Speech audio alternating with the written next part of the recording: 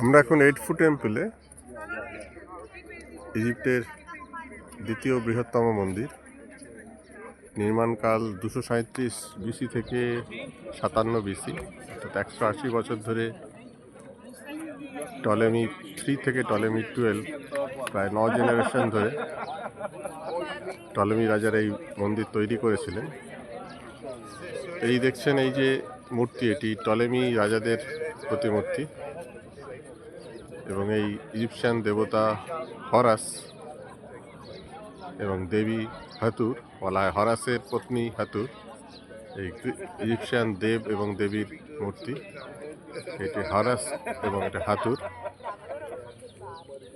এবং এই রাজা টলেমি, এদের উদ্দেশ্যে উৎসর্গীকৃত এই 8 টেম্পল, যা নীল নদের একদম ধারে। আমরা ক্রুজ থেকে নেমে এই মন্দিরে এসেছি একেবারে সকালবেলা, এখন 7:10।